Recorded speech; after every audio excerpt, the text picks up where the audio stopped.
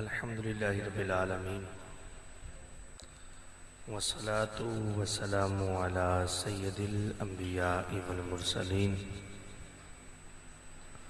اما بعد فاعوذ باللہ من الشیطان الرجیم بسم اللہ الرحمن الرحیم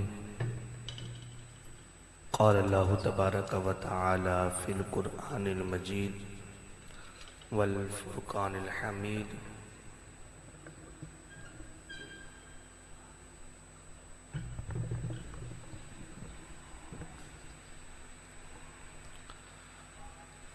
ولا تقولوا لمن يقتل في سبيل الله اموات بل احیاء ولكن لا تشعرون صدقت یا رب العالمین ان اللہ وملائکتہ یصلون علی النبی یا ایھا الذین آمنوا صلوا علیہ وسلموا تسلیما درود پاک پڑھیے صلاۃ و سلام علیک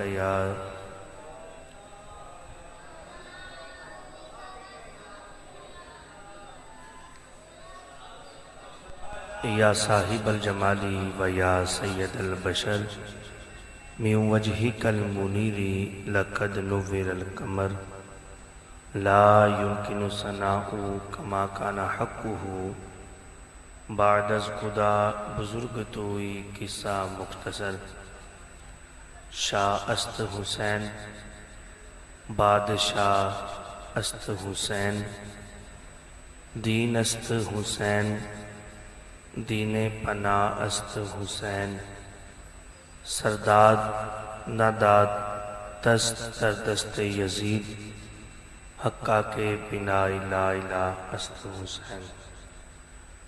اللہ کریم کی حمد و ثنا کے بعد نبی کریم رؤوف الرحیم صلی اللہ تعالی علیہ وآلہ وسلم کی بارگاہ میں درود و سلام پڑھنے کے بے شمار فضائل و برکات ہیں۔ آج ہم تحریک صراط مستقیم کے تحت ایک ہونے والے درس قرآن میں حاضر ہیں۔ دعا ہے خالق کائنات جنہوں نے اس محفل پاک کے انعقاد میں حصہ لیا، کسی بھی حال سے اللہ رب العزت ان کا حصہ لینا اپنی بارگاہ میں قبول و منظور فرمائے۔ انشاءاللہ مختصر ہی میں گفتگو کروں گا۔ آج کی محفل کی صدارت فرما رہے ہیں حضرت علامہ مولانا قاری محمد ارشد جلالی قادری صاحب اور میزبان محفل قاری محمد آفتاب صاحب اور محترم برادر مکرم حضرت مولانا قاری محمد ابتسام صاحب اور جتنے بھی رفقا ہیں، اللہ رب العزت سب کا اس میں حصہ لینا اپنی بارگاہ میں قبول و منظور فرمائے۔ میں گفتگو کر رہا ہوں، مجھے محسوس اس طرح ہو رہا ہے شاید سب کی پوری ادھر توجہ نہیں ہے۔ کس کس کی توجہ ہے؟ ہاتھ اٹھا کر بتا سکتا ہے کس کس کی توجہ ہے؟ سب کی توجہ ہے۔ آئیے حدیث پاک سے گفتگو کا آغاز کروں گا۔ نبی پاک صلی اللہ تعالی علیہ وآلہ وسلم نے ارشاد فرمایا من صلی علیہ مئتن، فرمایا جو بندہ میری ذات پر 100 مرتبہ درود پاک پڑھے گا کتب اللہ بین عینیہ، اللہ رب العزت اس کی دونوں آنکھوں کے درمیان یعنی پیشانی پہ یہ بات لکھ دے گا براءۃ من النفاق و براءۃ من النار، یہ بندہ منافقت سے بھی آزاد ہے، بندہ جہنم کی آگ سے بھی آزاد ہے۔ 100 مرتبہ پڑھنے کی یہ برکت ہے، اگر درود پاک کی کثرت کی جائے تو اس کی برکات کثیرہ ہم حاصل کر سکتے ہیں۔ بلا تاخیر اپنے موضوع کی طرف آتا ہوں۔ قرآن پاک کی جو آیا پاک دوسرا سپارہ खालिक कायनात ने इरशाद फरमाया वला तकूलू लिमन युक्तलू फी सबीलिल्लाहि अमवात। अल्लाह रब्बुल इज़्ज़त ने इरशाद फरमाया वला तकूलू, और तुम ना कहो, लिमन युक्तलू, जो कत्ल किया जाए, फी सबीलिल्लाहि, अल्लाह की राह में, अमवात, उसे मुर्दा नहीं कहना, बल अहयाउन, बल्कि वो जिंदा है। आयत का सादा सा मफहूम मैं आपके सामने पेश करता हूँ। खालिक कायनात ने फरमाया कि शहीद, इसको मुर्दा नहीं कहना बल्कि शहीद जिंदा है। ये आयत का मफहूम है। अब आपकी तवज्जो चाहूंगा, अल्लाह रब्बुल इज़्ज़त ने फरमाया वला तकूलू लिमन युक्तलू फी सबीलिल्लाह, कि जो अल्लाह की राह में कत्ल किया जाए उसे मुर्दा ना कहो, बल अहयाउन, बल्कि वो जिंदा है। अब सवाल ज़हन में पैदा हुआ, इंसानी ज़हन है, ख्यालात उसके बदले, और ज़हन में ख्याल ये दौड़ा कि अगर शहीद रब फरमाता है जिंदा है, और ये हक भी है क्योंकि कुरान है, कुरान के सामने हमारा सले तस्लीम खम है, हमने मानना भी है। अगर शहीद जिंदा है तो शहीद हमसे गुफ्तगू क्यों नहीं करता? अगर शहीद जिंदा है तो शहीद हमसे बातें नहीं करता, खुद खाता नहीं, खुद पीता नहीं। अगर शहीद जिंदा है तो देखा जाए तो उसकी ज़ाहरी जो सांसों की माला है ये भी टूटी हुई है। देखा जाए शहीद जिंदा है, दिल की धड़कन रुकी हुई है, लेकिन रब फरमाता है शहीद जिंदा है, इसे मुर्दा ना कहो। सवाल पैदा हुआ ज़हन में, अगर शहीद जिंदा है, खुद खाता नहीं, खुद पीता नहीं, खुद चलता नहीं, गुफ्तगू नहीं कर सकता, उठकर हमारे साथ बैठ नहीं सकता, बात नहीं कर सकता, रब फरमाता है शहीद जिंदा। अल्लाह रब्बुल इज़्ज़त ने इस कुरान के अगले जुज में इसका खुद ही जवाब इरशाद फरमाया, फरमाया ज़हन में ख्याल ना आए, वलाकिन ला तशउरून, फरमाया मैंने शहीद को ऐसी जिंदगी अता की है, वलाकिन ला तशउरून, तुम अगर समझना भी चाहो, फरमाया तुम्हारी समझ में नहीं आ सकती, मैंने ऐसी वरा जिंदगी शहीद को अता की। बात की समझ आ रही? आसान करते हुए मैं समझाता हूं। रब्बे जुल जलाल ने फरमाया अगर तुम शहीद की जिंदगी को समझना चाहो, फरमाया तुम्हारे ये शऊर के परिंदे की परवाज कम है, जहां पर तुम्हारे शऊर के परिंदे की परवाज खत्म होती है, वहां से कई आगे जाके शहीद की जिंदगी की इब्तिदा होती है। आपने फरमाया इस बारे में सोचना ही नहीं, तुम्हारा शऊर ही नहीं, तुम उस तक पहुंच नहीं जा सकते कि मैंने शहीद को ऐसी जिंदगी अता की। अल्लाह रब्बुल इज़्ज़त ने फरमाया वला तकूलू लिमन युक्तलू फी सबीलिल्लाह, जो अल्लाह ताला की राह में कत्ल किया जाए उसे मुर्दा नहीं कहना, बल अहयाउन, बल्कि वो जिंदा है। अब इस आयत में चंद हमने फूल हैं जो चुनने हैं, उसके बाद बयान को खत्म करते हैं। अल्लाह रब्बुल इज़्ज़त ने फरमाया कि जो अल्लाह की राह में कत्ल किया जाए उसे मुर्दा ना कहो, बल अहयाउन, बल्कि वो जिंदा है। अब आपके अगर तवज्जो हो तो रब्बे जुल जलाल ने फरमाया जो कत्ल किया जाए अल्लाह की राह में, शहीद की पहली जिंदगी की बात नहीं की कि शहीद ने पहली जिंदगी कैसे गुजारी, नेक आमाल करके गुजारी या बद आमालियों में गुजारी। शहीद की पहली जिंदगी की बात ही नहीं। रब फरमाता है फकत देखना यह है उसे मौत कहां पर आई। अगर तो उसे मौत अल्लाह की राह में आई, फी सबीलिल्लाह, अल्लाह की राह में उसे मौत आई, तो फिर उसे मुर्दा नहीं कहना। अब यहां पर अकीदे की बात देने जा रहा हूं। रब्बे जुल जलाल ने पहले शहीद की जिंदगी की बात नहीं की कि उसने कैसी जिंदगी गुजारी, चाहे अच्छे अमाल के साथ गुजारी चाहे बुरे अमाल के साथ। फरमाया नहीं, फकत ये देखना है उसे शहादत कहां पे आई, उसे मौत कहां पे आई। अगर तो अल्लाह की राह में आई तो उसे मुर्दा नहीं कहना। और कुरान में रब्बे जुल जलाल ने फरमाया कुल इन्ना सलाती व नुसुकी व महयाया व ममाती लिल्लाहि रब्बिल आलमीन। अपने महबूब को रब ने फरमाया ऐ महबूब तू फरमा दे कि तेरी नमाज भी मेरे खातिर है, तेरी कुर्बानी भी मेरे खातिर है, तेरा दुनिया में आना भी मेरे खातिर है, तेरा दुनिया से जाना भी मेरे खातिर है, तेरी जिंदगी भी मेरे खातिर है, तेरी मौत भी ज़ाहरी मेरी खातिर है। अब तवज्जो कीजिएगा, रब्बे जुल जलाल ने फरमाया ऐ महबूब तेरा दुनिया में آنا بھی میرے خاطر، تیرا دنیا سے جانا بھی میرے خاطر، تیری نماز بھی میری خاطر، تیری قربانی بھی میری خاطر۔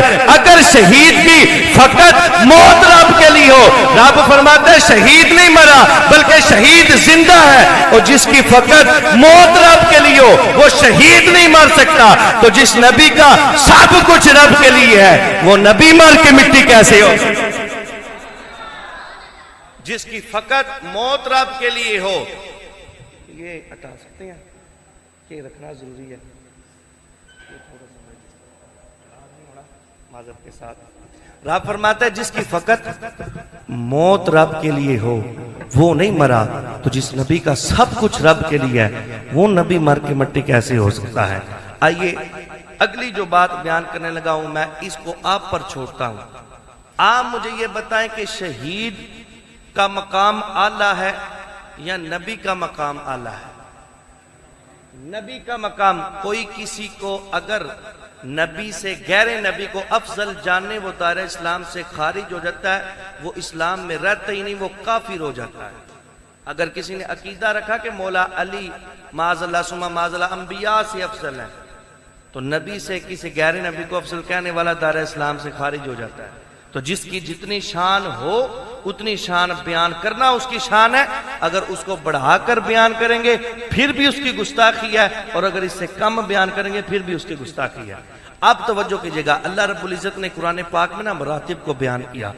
خالق کائنات نے فرمایا اولئک الذین انعم اللہ علیہم من النبیین والصدیقین والشہداء والصالحین۔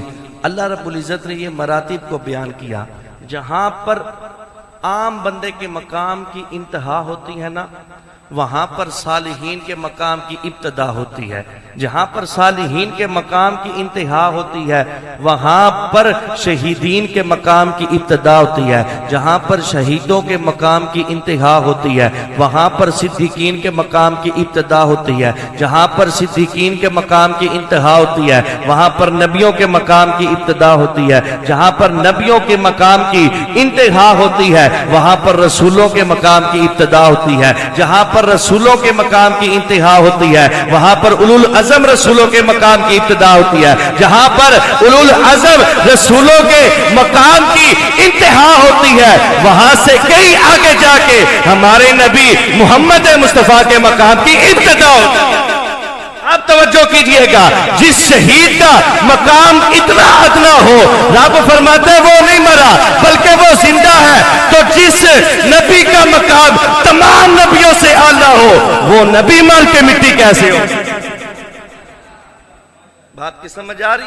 تو جب شہید کا نبی کے لحاظ سے مقام اتنا ادنا ہو تو وہ نہیں مرا، تو جس نبی کا مقام سب سے اعلیٰ ہو، اعلیٰ حضرت کی بولی میں بولے نا تو اعلیٰ حضرت نے فرمایا سب سے اولا ہو اعلیٰ، سب سے بالا ہو اعلیٰ، اپنے مولا کا پیارا ہمارا نبی، دونوں عالم کا دولہ ہمارا نبی۔ اعلیٰ حضرت نے بھی مراتب بیان کیے، فرمایا خلق سے اولیاء، اولیاء سے رسول، اور رسولوں سے اعلیٰ۔ آپ توجہ کیجئے گا، حضرت امام حسین رضی اللہ تعالیٰ عنہ آپ نبی کے کیا لگتے ہیں؟ نواز سے۔ اب مجھے آپ یہ بتائیں کہ امام حسین سید الشہداء ہیں، شہیدوں کے بھی سردار ہیں، اور ایسی شہادت آپ کی کہ آج تک دنیا میں ایسی شہادت نہیں دیکھی گی۔ اور جس نبی کا نواسہ رب فرماتا ہے وہ نہیں مرا، تو جس کا نواسہ زندہ ہے اس کے نانے کا مقام کی نہ ہو اکبر۔ تو یہ الحمدللہ ہمارا یہ ایمان اور عقیدہ ہے۔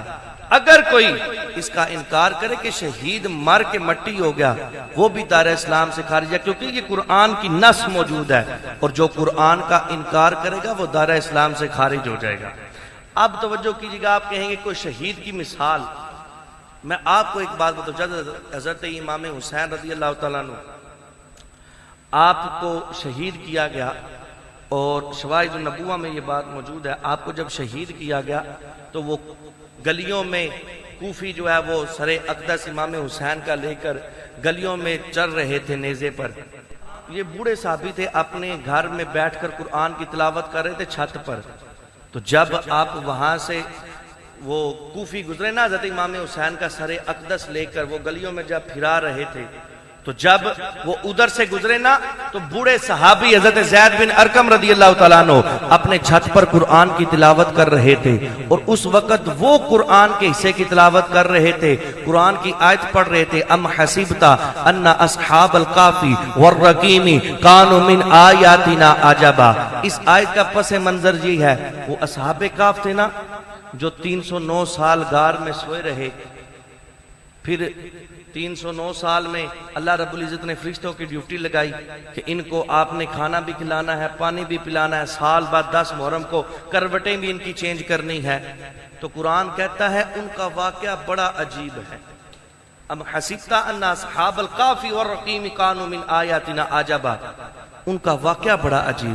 اب وہ بوڑھے صحابی قرآن کی تلاوت کر رہے تھے، اس وقت پاس سے سر اقدس امام حسین رضی اللہ تعالیٰ عنہ آپ کا گزرا، جب حضرت امام حسین کا تن سے جدا سر آپ نے جب تلاوت سنی نا تو آپ نے فرمایا، آپ کہتے ہو اصحاب کہف کا واقعہ بڑا عجیب ہے، فرمایا بڑا واقعہ عجیب ہے کیونکہ قرآن میں جو ذکر ہے، فرمایا ان قتلی وحملی اعجب من اصحاب الکافی، فرمایا تم کہتے ہو کہ ان کا واقعہ بڑا عجیب ہے، فرمایا میرا بھی تو واقعہ دیکھو، 3 دن سے بھوکا بھی ہو، 3 دن سے پیاسا بھی ہو، کہا ان کا واقعہ تو عجیب ہے لیکن ان سے بھی زیادہ میرا واقعہ عجیب ہے کہ 3 دن سے بھوکا بھی ہوں، پیاسا بھی ہوں، پھر بھی نیزے پہ قرآن پڑھ رہا۔ اللہ اکبر، فرمایا میرا دیکھو۔ اب میں محتاط لفظ بولوں کہ حضرت امام حسین نے نیزے پہ قرآن پڑھ کے فقط قرآن کی تلاوت نہیں کی بلکہ قرآن کی تفسیر بھی کر دی، کیونکہ قرآن کہتا ہے شہید زندہ، امام حسین نے قرآن کی تلاوت کر کے قرآن کی تفسیر بھی بیان کر دی۔ اللہ اکبر۔ تو ہمارا الحمدللہ یہ عقیدہ ہے۔ رب فرماتا ہے وَلَا تَقُولُوا لِمَن يُقْتَلُ فِي سَبِيلِ اللَّهِ أَمْوَاتٌ، جو اللہ تعالیٰ کی راہ میں قتل کیا جائے اسے مردہ نہ کو، بل احیاء، بلکہ وہ زندہ ہے۔ اب سوال پیدا ہوتا ہے اگر شہید زندہ ہے تو شہید ہے کہاں پہ؟ توجہ ہے نا جی؟ اگر شہید زندہ ہے تو شہید کہاں پہ ہے، کہاں پر رہتا ہے؟ تو رب ذوالجلال نے ارشاد فرمایا، یہ تو رب نے فرمایا نا وَلَا تَقُولُوا لِمَن يُقْتَلُ، اسے مردہ نہ کہو۔ چوتھے سپارے میں اللہ رب العزت نے فرمایا وَلَا تَحْسَبَنَّ الَّذِينَ قُتِلُوا فِي سَبِيلِ اللَّهِ أَمْوَاتًا بَلْ أَحْيَاءٌ، ادھر فرمایا اسے مردہ نہیں کہنا، لیکن چوتھے پارے میں فرمایا اسے مردہ گمان بھی نہیں کر سکتے۔ آسان الفاظ پنجابی چ دسا تے مانا اے بندا ہے، رب ذوالجلال نے فرمایا او شہید نو مردہ کہنا تے کہنا بڑی دور دی گل ہے، شہید نو مردہ سوچ ہی نہیں۔ میں ایسی زندگی عطا کی تھی بل احیاء، بلکہ وہ زندہ ہے۔ اب سوال پیدا ہوتا ہے شہید زندہ ہے تو ہے کہاں؟ تو رب ذوالجلال نے ارشاد فرمایا عند ربہم، اپنے رب کے پاس ہے۔ اب میں بڑے مشکل مراحل میں آپ کو لے کے جا رہا ہوں، اگر آپ کی توجہ ہو، اگر توجہ نہ ہوئی تو کچھ کی کچھ سمجھ آ گئی تو پھر صبح یہ نہ کہنا کہ وہ بیان اس طرح کر کے گئے۔ بڑے مشکل مراحل میں لے کے جا رہا ہوں۔ قاری افتاب صاحب توجہ، شہید وہ زندہ ہے کہاں؟ عند ربہم۔ اب یہاں پر سوال پیدا ہوتا ہے شہید زندہ ہے، رب کے پاس ہے، رب کہاں پہ ہے؟ رب کہاں پہ ہے؟ تو آئیے قرآن سے ہی میں انشاءاللہ یہ مسئلے کا حل بھی نکالوں گا۔ رب ذوالجلال نے ارشاد فرمایا دوسرا پارہ، فرمایا وَإِذَا سَأَلَكَ عِبَادِي عَنِّي فَإِنِّي قَرِيبٌ، اللہ رب العزت نے فرمایا اے محبوب جب تم سے لوگ میرے بارے میں سوال کریں نا کہ رب کہاں ہے تو کہنا فَإِنِّي قَرِيبٌ، رب تمہارے بہت قریب ہے۔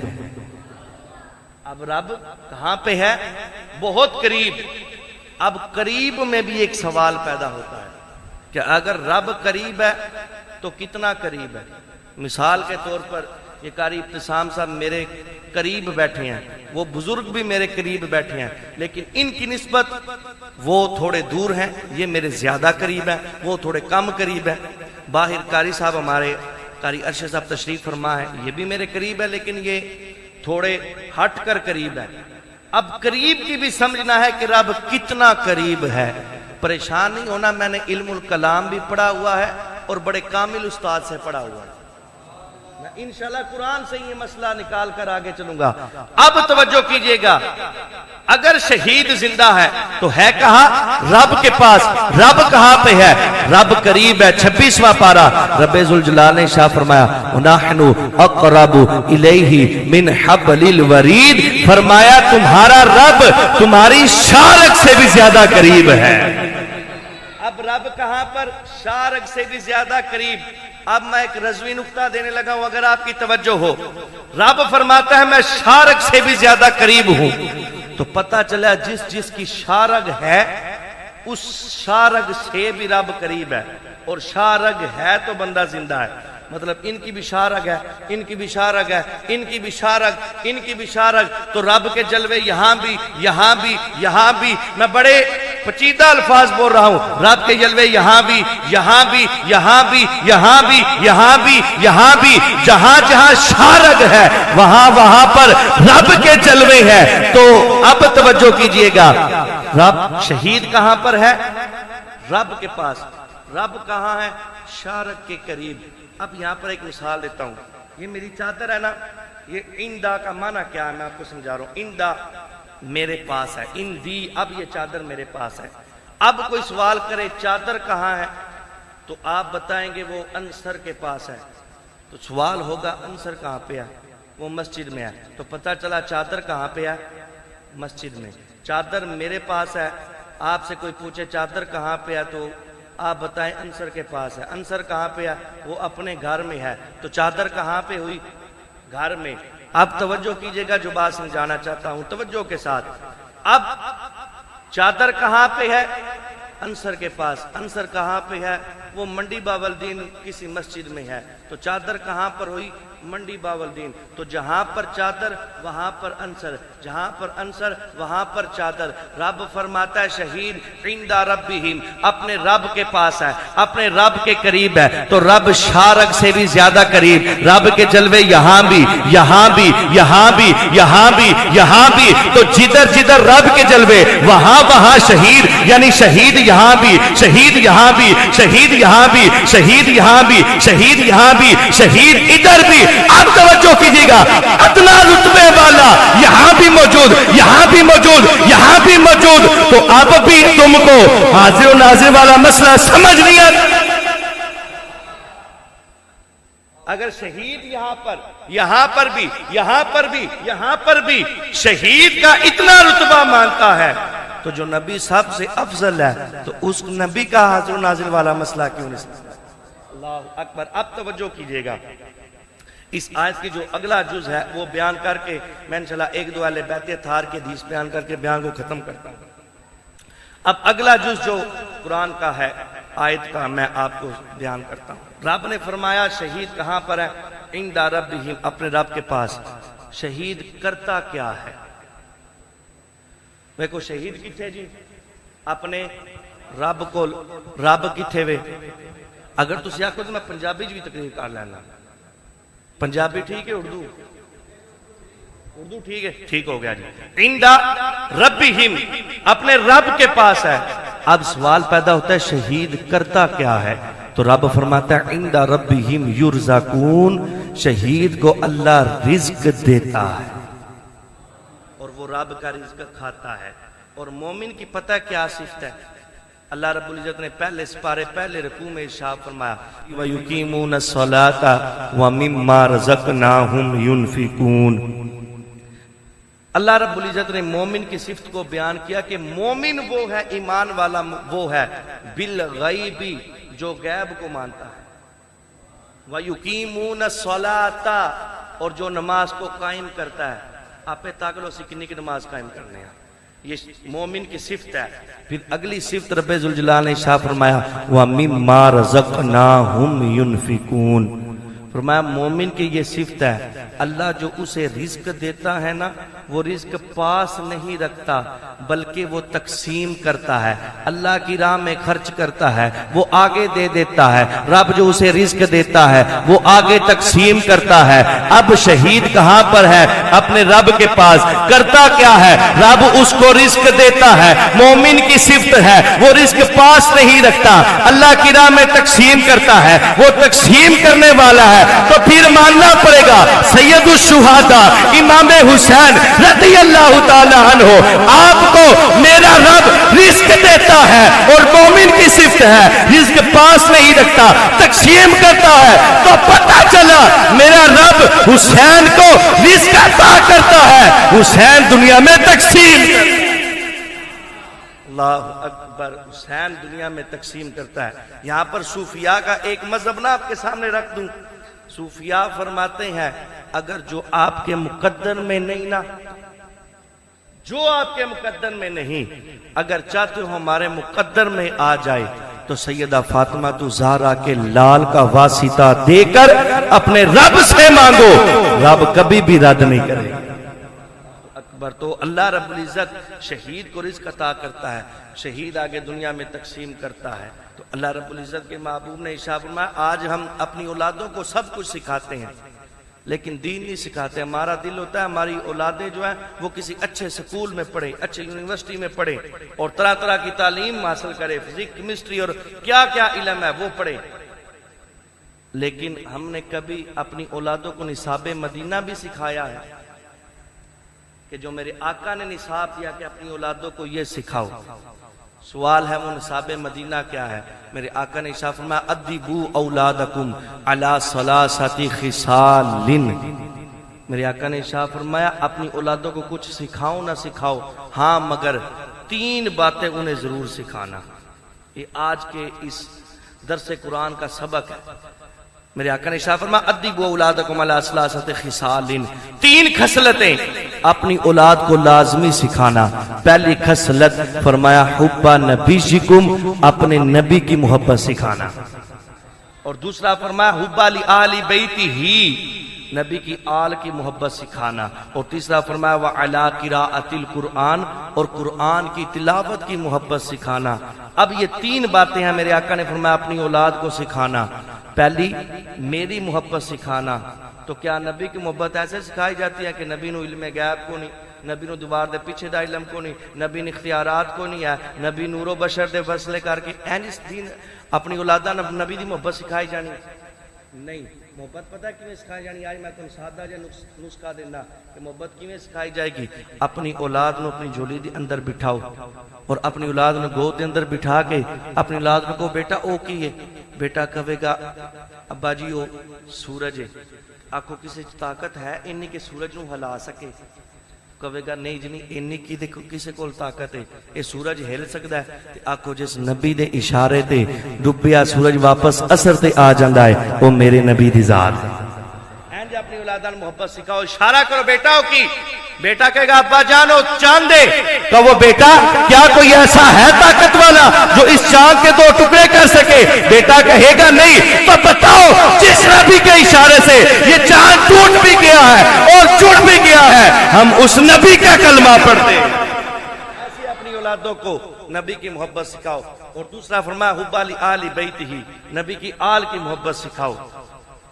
اب فائدہ کیا ہوگا نبی کی آل کی محبت سکھانے کا؟ سنیے میرے آقا کے حدیث پاک۔ میرے آقا ایک مرتبہ نا کتاب فرما رہے، اسی طرح صحابہ کا مجمع موجود ہے بلا تشبیہ بلا مثال، اور ساتھ امام حسن امام حسین تشریف فرما۔ میرے آقا نے ارشاد فرمایا امام حسین اور امام حسن کی طرف اشارہ کر کے، میرے آقا نے ارشاد فرمایا من احبنی و احب ہذین، فرمایا جو مجھ سے محبت کرے اور ان حسنین کریمین طیبین طاہرین منیرین شمسین قمرین سعدین،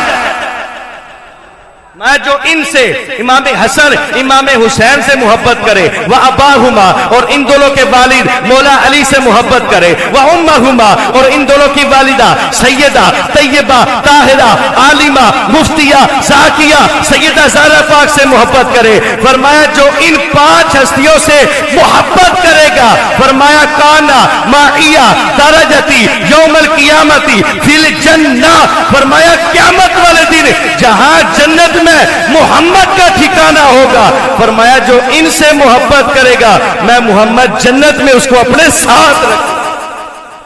یہ اہل بیت سے محبت کا فائدہ ہے کہ فرمایا کہ جو ان سے محبت کرے گا میں جنت میں اس کو اپنے ساتھ رکھوں گا۔ اور یہ حدیث پاک جو بیان کرنے لگا ہوں تفسیر کبیر میں علامہ فخر الدین رازی نے لکھی آخری حدیث پاک، اور اسی حدیث کو تفسیر قرطبی میں علامہ قرطبی علیہ رحمہ نے بھی لکھا، اور اسی حدیث پاک اور روح البیان میں علامہ اسماعیل حقی نے بھی لکھا۔ کیا فائدہ ہے نبی کی آل سے محبت کا؟ میرے آقا نے ارشاد فرمایا الا من مات علی حب آل محمد مات شہیدا۔ میرے آقا نے ارشاد فرمایا کوئی دنیا میں کسی کونے میں کسی خطے میں اگر وہ فوت ہو جائے، الا من مات علی حب آل محمد، اس حال میں وہ فوت ہو کہ اس کے دل میں نبی کی آل کی محبت ہے، وہ نبی کی آل سے محبت کرنے والا ہے، وہ اہل بیت اطہار کا محب ہے، فرمایا اس حال میں دنیا سے وہ رخصت ہو جائے، چاہے کوئی ادنا ہو، چاہے کوئی آلہ ہو، چاہے کوئی کالا ہو، چاہے کوئی چکتا ہو، چاہے کوئی امیر ہو، چاہے کوئی غریب ہو، اس حال میں دنیا سے رخصت ہو کہ اس کے دل میں نبی کی آل کی محبت ہے، مات شہیدہ، فرمایا دنیا کے کسی کونے میں بھی اگر وہ فوت ہو جائے، فرمایا اللہ رب العزت اسے شہادت کا رتبہ عطا فرمائے۔ اور اگلے حدیث کے الفاظ فرمایا الا من مات علی حب آل محمد مات مغفور اللہ، فرمایا کوئی دنیا میں اس حال میں رخصت ہو کہ اس کے دل میں نبی کی آل کی محبت ہے، وہ نبی کی آل سے محبت کرنے والا ہے، اس حال میں دنیا سے رخصت ہو مات مغفور اللہ، فرمایا موت سے پہلے اللہ رب العزت اس کے سارے گناہ معاف فرمائے۔ کے الفاظ ہے فرمایا الا من مات علی حب آل محمد مات تائبا، فرمایا جو نبی کی آل سے محبت کرے گا اس حال میں دنیا سے رخصت ہو کہ اس کے دل میں نبی کی آل کی محبت ہے، فرمایا اللہ رب العزت موت سے پہلے اسے توبہ کی توفیق عطا فرمائے۔ اور اگلے حدیث کے الفاظ میرے آقا نے ارشاد فرمایا ایسے حدیث کے الفاظ ہیں کہ آپ کو سن کر کلیجہ ٹھنڈا ہو جائے اور سینوں کو تھام کر یہ حدیث پاک جز سماعت فرمائیے گا۔ میرے آقا نے ارشاد فرمایا الا من مات علی حب آل محمد، فرمایا کوئی دنیا میں اس حال سے رخصت ہو کہ اس کے دل میں نبی کی آل کی محبت ہے، وہ نبی کی آل سے محبت کرنے والا ہے، وہ اہل بیت اطہار سے محبت کرتا ہے، فرمایا اس حال میں دنیا سے رخصت ہو بشرہ ملک الموت بالجنت، فرمایا اس حال میں دنیا سے رخصت ہو کہ اس کے دل میں نبی کی آل کی محبت ہے، فرمایا ملک الموت حضرت اسرائیل جب اس کی روح قبض کرنے کے لیے آئیں گے، فرمایا ساتھ اپنے رب سے اس کے لیے جنت کی بشارت دیں گے۔ یہ فائدہ ہے نبی کی آل سے محبت کرنے کا۔ اور اتنا نہیں، فرمایا بشرہ ملک الموت بالجنت ثم منکر و نکیر، فرمایا فقط اتنا نہیں، ملک الموت جنت کی بشارت لے کر آئیں گے، فرمایا جب وہ قبر میں جائے گا نا تو نکیرین اس کے سوالات کے جوابات کے لیے آئیں گے، تو کہا وہ نکیرین بھی اپنے رب سے جنت کی بشارت لے کر آئیں گے۔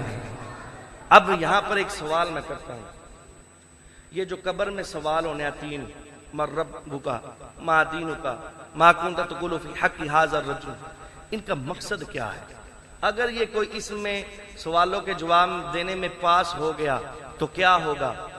جنت کی کھڑکی کھل جائے گی اور اس کی قبر جنت بن جائے گی۔ اگر کوئی سوالوں کے جواب نہ دے سکا، اگر کوئی جواب نہ دے سکا تو ہوگا اس کی قبر جہنم بن جائے گی۔ علماء موجود ہے، اگر میری بات ٹھیک نہیں تو میری اصلاح فرمائیں گے۔ اب توجہ کریے گا، سوالات کا مقصد یہ ہے کہ اگر جواب دے دے تو جنتی، نہ جواب دے تو جہنمی۔ جواب دے دے تو قبر جنت کے باغوں میں سے ایک باغ، نہ جواب دے تو قبر جہنم کے گڑھوں میں سے ایک گڑھا ہے۔ تو سوالات کا مقصد یہ ہے کہ اسے جنتی بنایا جائے یا جہنمی بنایا جائے۔ تو میرے آقا نے فرمایا جو اس حال میں دنیا سے رخصت ہو اس کے دل میں نبی کی آل کی محبت ہو تو نکیرین جنت کی بشارت لے کر آئیں گے۔ تو پتہ چلا کہ سوالات کا مقصد ہی فوت ہو گیا۔ میری سمجھ میں یہ آیا کہ جو نبی کی آل سے محبت کرے گا نکیرین قبر میں اس سے سوالات ہی نہیں کرے گا، کیونکہ سوالات کا تو مقصد ہی فوت ہو گیا۔ اس وجہ سے نبی کی آل کی محبت یہ ہمارے ایمان کا حصہ ہے۔ اور نبی کی آل کی محبت کا یہ مطلب نہیں ہے کہ نبی کے اصحاب سے بغض رکھا جائے، نہیں، نبی کی آل سے بھی محبت ہو، نبی کے اصحاب سے بھی محبت ہو۔ اگر مولا علی سے محبت کرتا ہے تو صدیق اکبر سے بھی محبت ہو۔